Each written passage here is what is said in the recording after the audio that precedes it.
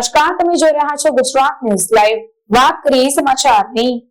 દાહોદ જિલ્લામાં સરકારી સાયકલો ધૂળ ખાતી હાલતમાં નજરે પડી છે।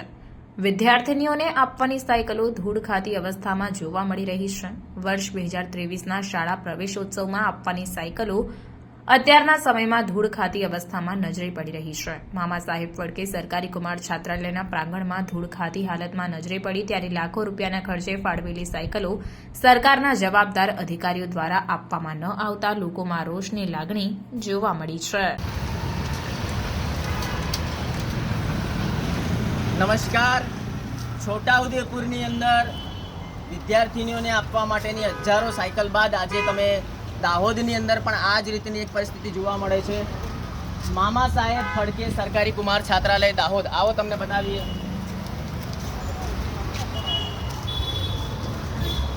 હજારોની સંખ્યામાં આ સાયકલ જો અહીંયા ધૂળ ખાઈ રહી છે। આ જંગલ જેવું ઘાસ સુધી નીકળ્યું છે, જ્યાં સુધી તમારી નજર પડે ત્યાં સુધી આ હજારોની સંખ્યામાં સાયકલો છે।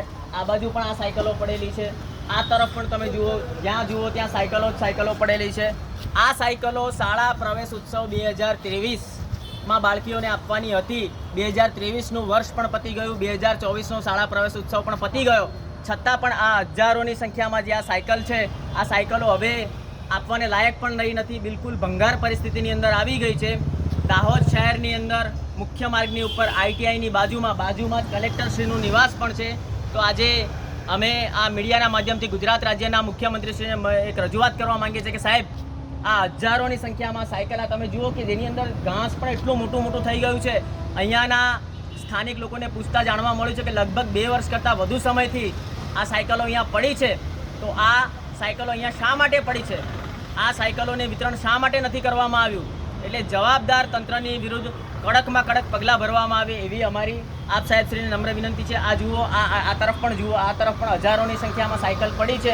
તમને નજીક લઈ જઈને બતાવીશું તમને। આ જુઓ, આ સાયકલ શાળા પ્રવેશ ઉત્સવ 2023ની છે।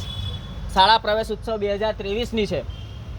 પ્રવેશ ઉત્સવ 2023 એટલે 23નું આખું વર્ષ પતી ગયું, 24નું આખું વર્ષ પણ પતી ગયું।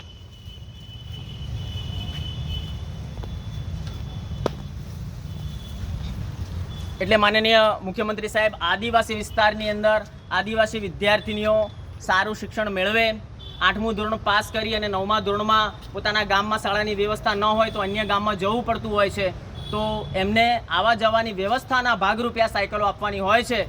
તો આ દાહોદ જિલ્લાની આદિવાસી બાળકીઓને આ સાયકલો શા માટે નથી આપવામાં આવી?